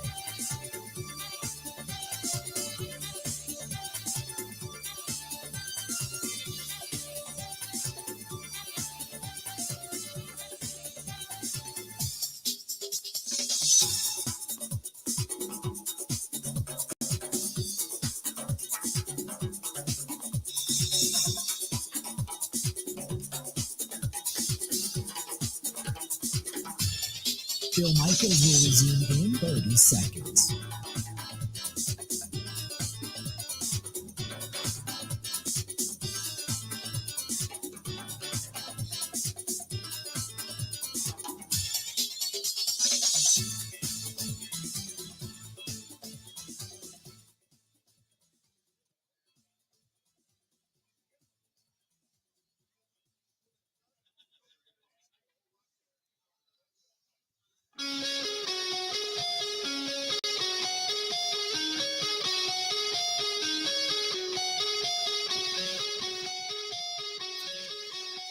Welcome back to the program. We're glad you're with us. The Bill Michaels Huddle. Last couple of segments before we get out of here tonight. Brought to you by our friends at Bud Light. They're the official beer sponsor of the Bill Michaels Sports Talk Network. We're glad to have you. The food is fantastic. The service is great. Terrific place out here, by the way. And if you ever have done duck bowling, man, it's a really cool place to come. And if you're looking for a group, an outing, or a crazy night out with a bunch of friends, you can do that. Kids, what have you. They have a terrific bar area, terrific food, and the bowling lanes are cool. It's a cool place. I've been in here more than a few times, but it's a really cool place if you look back there in the distance over on the Bud Light live stream. So I want to get into the slate that is upcoming this weekend. And you've got, obviously, some matchups to get to. But Ben Kenny, we now bring him in. Starting off with our first game, Seahawks, the 7 seed on the road, taking on the 2 seed, which is the 49ers. That's going to be a 3:30 Central Time game over on Fox. Now, these two division rivals, they played each other twice this year. 49ers defense basically beat down the Seahawks each time. But back in week 2, the Niners beat the Seahawks 27-7. San Francisco followed that up with a 21-13 win in week 15. The only thing that works in Seattle's favor is the fact that rookie quarterbacks tend to struggle in the playoffs. We know that they have Brock Purdy, but rookie quarterbacks are 9-18 in the postseason since 1983. There's a stat for you. 9-18 since 1983. So, Ben, what direction you going in this one? 49ers are coming into this thing. I believe it's, what, a 10-point favorite? It's 9.5. 9.5. I guess the question is, how different is Geno Smith right now from a rookie, right? Like, he's been in the league for a while. This is his first, one of his first full seasons starting. He's been out there, but he hasn't had that full experience. I don't see any way the Niners lose this game. Geno Smith, he put up numbers all season. He looked great. He was a great story. Down the stretch of the year, though, the play was not nearly as good. And he struggled against the Niners defense. He really struggled in Kansas City. And then they eked out 19-16 over the Rams, obviously, to get in. I don't see how Geno Smith can actually carve this defense up. Brock Purdy is somewhat of a question, somewhat of a concern. He's playing good ball right now. I would be concerned about him later in the playoffs if they have to go on the road to Philadelphia. But at home, against a Seahawks defense that isn't terrific, against a somewhat average Seahawks team, I think the spread is warranted. I don't know if they cover, but I don't see them having much trouble winning this game. The Niners, that is. The 49ers defense comes into this game number 1 in yards, number 1 in points, defensively speaking. They're an incredibly stingy defense. They put a lot of pressure on quarterbacks. Meanwhile, if you just take the defensive side of things, Seattle comes into this game ranked 25th in both of those categories, not having a great defensive stint, and as good as Geno Smith can possibly play, I don't think he can get away from the pass rush. The only way I think this game would turn in any stretch would be as if Brock Purdy turns the ball over, just gets nervous, turns it over 2-3 times in this game. The Seahawks don't turn it over at all. Some way they can figure out some kind of a little bit of a run game to take pressure off of Geno Smith. But other than that, I don't see how the Seahawks win. And sitting at 9.5, I might even have to take the 49ers to beat the spread in this one. Given the 9.5, I would probably be more inclined to take the 49ers at home to get the win. So I'm picking the 49ers, and I'm picking the 49ers to win and beat the spread in this game to kick things off on Wild Card Weekend. Bill, you mentioned his turnovers and how Purdy could hold them back. I feel like it's something that Shanahan can scheme away. Like he could scheme the turnover plays out of the playbook.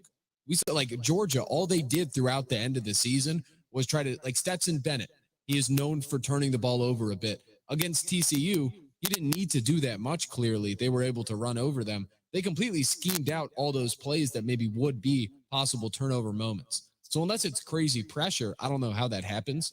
And the Seahawks have not been the best pressure team. Like they're an okay defense, but they're not great at anything. You got the next matchup. The Chargers are on the road. They're taking on the Jaguars, and the Chargers come in at this one. Actually, if I'm not mistaken, I think the Chargers are favorite in this one by 2 points. Now it was 1.5 to start. The Jaguars sitting at 9-8, and kind of a really an amazing story after what Urban Meyer did to them last year. Meanwhile, the Chargers come in, playing pretty good football.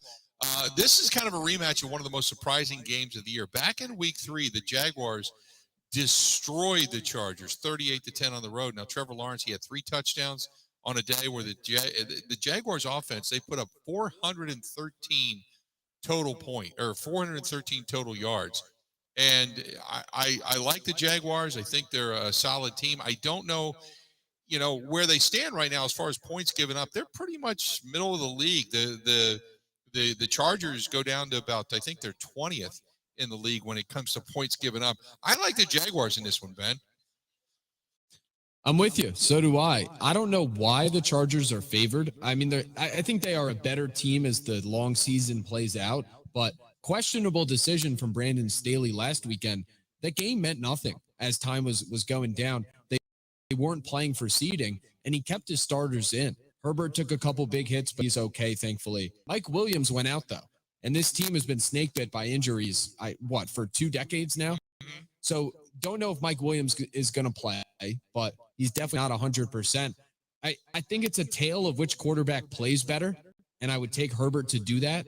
But I don't know. There's something about Brandon Staley and his teams that in these games, they somehow find a way to hand it away.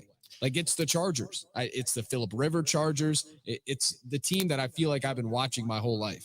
So at home in Jacksonville, Doug Peterson knows how to coach in these moments. I think he'll have his team ready. I think the defense can make plays. It's just a question of, can Trevor Lawrence hit on the throws he was missing against the Titans last week? Because he wasn't very sharp, and they could have won that game by a lot more and more comfortably, not needed that big touchdown to pull it out. If Lawrence can actually deliver on those throws, on the easy ones, let alone the tough ones, I think they can win. And they're 2-point dogs, so I'll take them to at least cover. But, yeah, I think I'll take them to win, too. Yeah, Justin Herbert, I keep waiting for him to really break out, to be the guy that everybody expected him to be. He played pretty well at the beginning of the season, tailed off a little bit last year. I know, Joe Lombardi, who was formerly coordinator over in Detroit, it seems like the offense it's been sporadic at best. And like you talked about, Brandon Staley, the head coach, has tendencies to give it away. But another side of the ball, Doug Peterson has been there, done that, has won it, has put his team in position. And if you just watched after the game when they won, they beat Tennessee last week, and you just listen to Doug Peterson, he's just got those guys believing in everything they're doing, everything he's saying. You just watch their faces. I've always liked him, and I think now he's got an opportunity to prove it again, how good of a coach he is. I think the Jaguars, after getting off to kind of a rough start, they've bounced back 9-8, 5-3 at home. I think they get the win. I think they get the win and they cover, and I think they advance. And I'm excited. I'm looking forward to seeing Doug Peterson move a little bit further into the postseason. The game that we're all going to be watching coming up on Fox, which is going to happen on Sunday. This one's the Bills, and Damar Hamlin has been released from the hospital. I gotta think if there's any way that he's okay enough to have him there, that he'll be in some way, shape, or form at the game. Now, Tua's not playing. That was announced. The Dolphins are going to be without their starting quarterback. So, no Tua. The Dolphins come in at 9-8. The Bills obviously have their number coming into this contest as well. But no Tua. It's going to be Teddy Bridgewater, and he's got a little bit of a finger issue. He's a little bit banged up. And if he for once can't go, it'll be Skylar Thompson. He's going to get the start.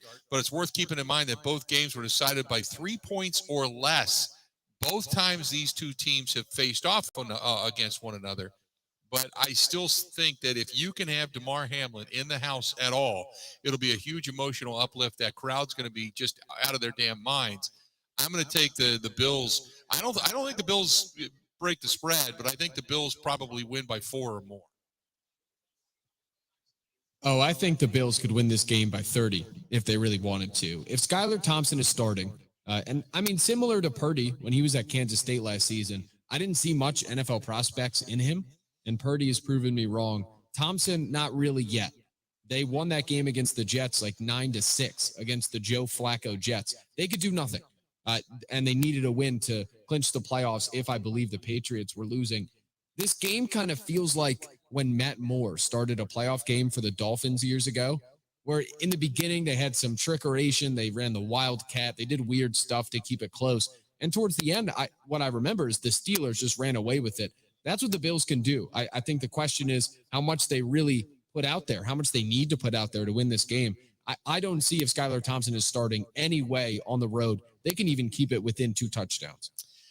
Let's do this. We're going to step away. We'll take a quick break. When we come back, the afternoon game on Sunday, and then the evening game, and then obviously the Monday night game, which is the Cowboys and the Buccaneers. But we'll get back with the Vikings. We'll start off with them and the Giants coming up next. We're broadcasting live. We're here at the Thirsty Duck. We're in Sussex, Wisconsin, which is where you can find us. We are brought to you by our friends at Bud Light. They're the official beer sponsor of the Bill Michaels Sports Talk Network. Stay tuned. We'll be back, and we'll give you all of our picks for the final 3 games coming up next.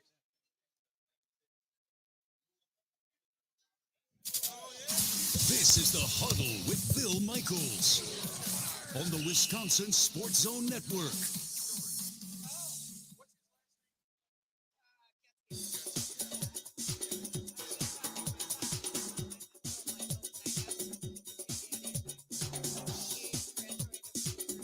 Bill Michaels will resume in 3 minutes.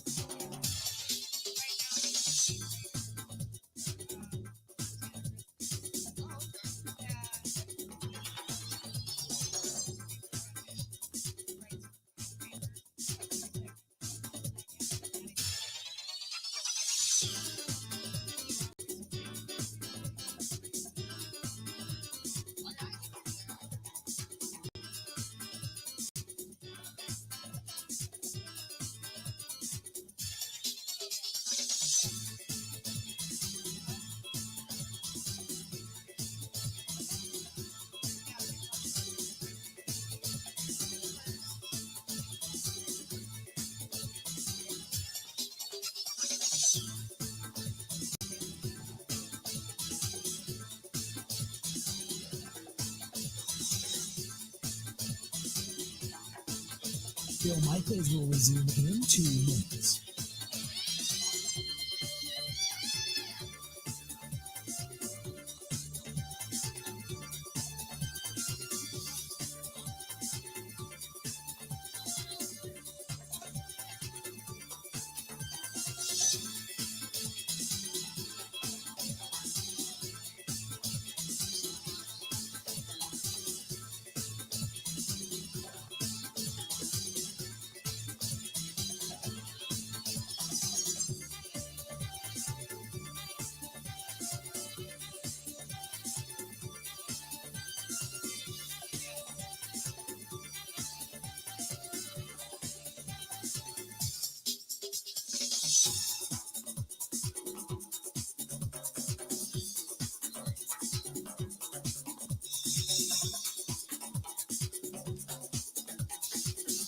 Bill Michaels will resume in 1 minute.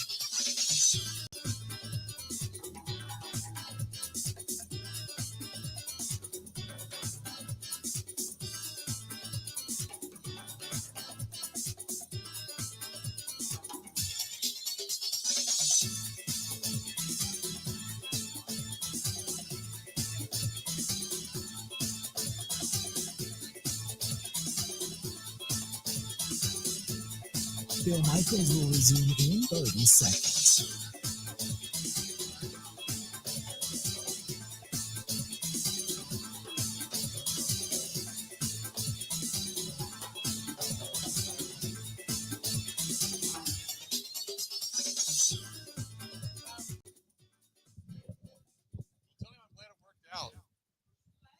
glad it worked out for him.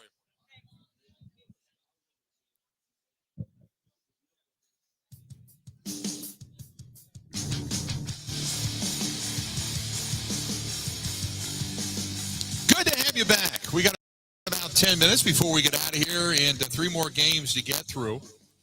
We are broadcasting live at the Thirsty Duck. We are here in Sussex. It's a tremendous place, and it's been the Thirsty Duck for a while now. They've got duck bowling here, which is really cool, and you can come in with yourself, a group of people, and get the lanes, have some food. Just enjoy your night. It's just a fun night. They got TVs everywhere. You can catch games while you're doing it, so come on out and hang out. Again, it's the Thirsty Duck in Sussex, and you can just look it up, and find it. Otherwise, you can see the links over on the Facebook fan page, over on Instagram, over on Twitter, where it's all posted. Twitch TV as well. If you're watching the show tonight on the streams and on the tubes. Otherwise, if you're listening to it throughout parts unknown, all throughout the state of Wisconsin and beyond, you can swing in anytime. Ben Kenny back in the studio in Madison. So, Ben, we've got 3 games left on the docket. The first one is a game that many of us are going to be watching come Sunday, and that is the Giants, the 6th seed, on the road in the NFC against the number 3 seed Minnesota Vikings. Minnesota, a 3-point favorite in this one. It's a 3:30 game Eastern time, or 3:30 Central time on Fox. Now, these 2 teams played one of the craziest games of the season. It was Christmas Eve. The matchup wasn't even decided. It was Greg Joseph hit a 61-yard field goal, the longest of his career, the longest in Viking history, on the final play.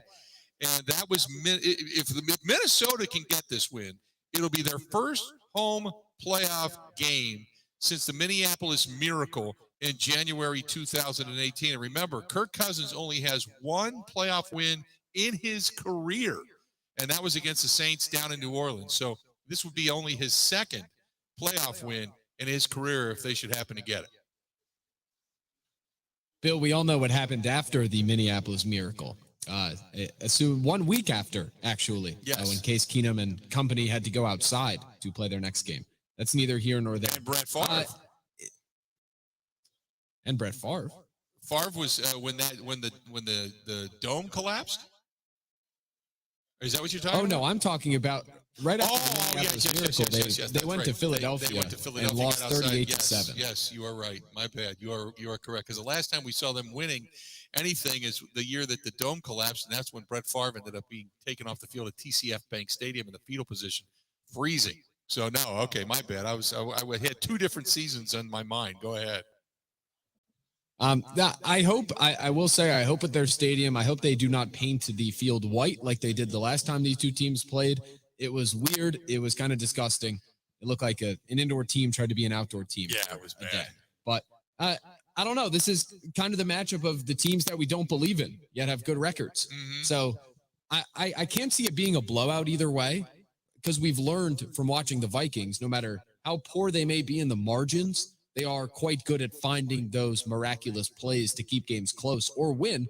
And then the Giants, on the other hand, I don't think are very capable at blowing teams out. So if anything goes down late in the game, then I think the question is, what quarterback would you rather have? Would you rather have Kirk Cousins at home, or would you rather have Daniel Jones in that situation?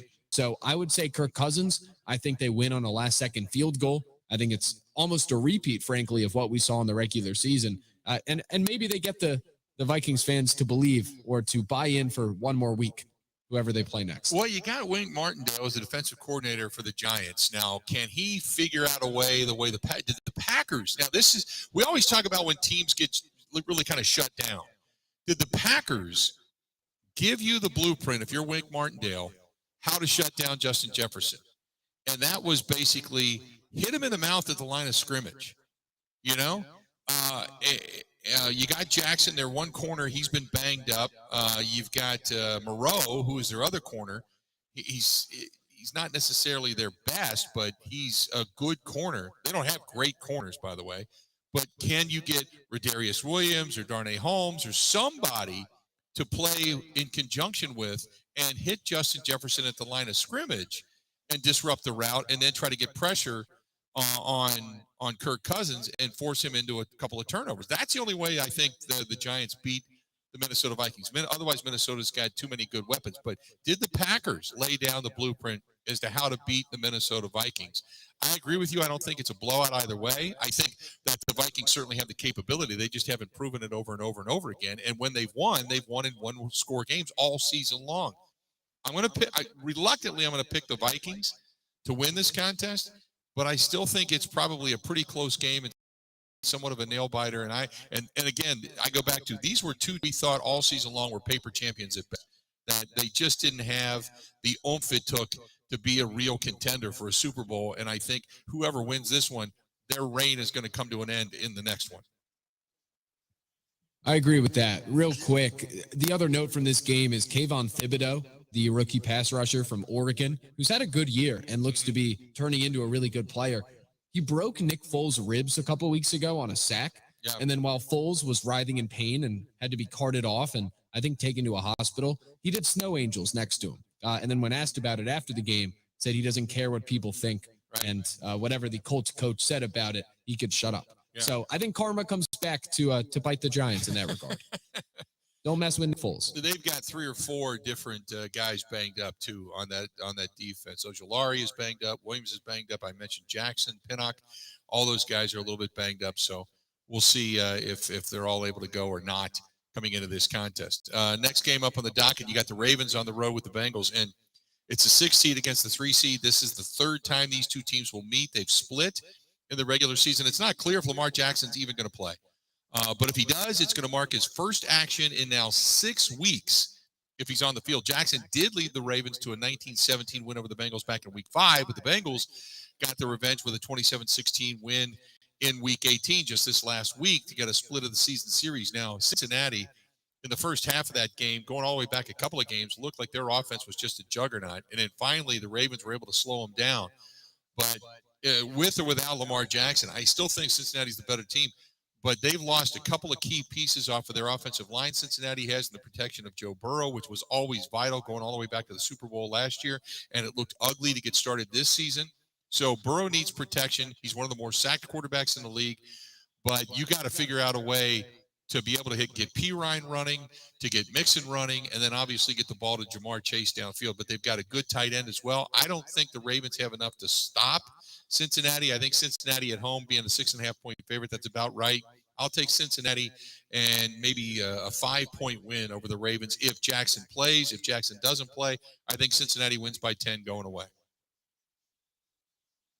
I think regardless, it'll be a contest. And that is, if Jackson does not play, I would figure Tyler Huntley's playing, who at least has experience and is okay. The other kid, Austin Brown from Oregon, just not it. He played last week. I think the Ravens keep it close because it's a division game. And when division games are played in the playoffs, it just feels like it's a dogfight. But yeah, I think the Bengals have too much. Even if Lamar plays, he's got to be rusty somewhat. I think the Bengals win this either way.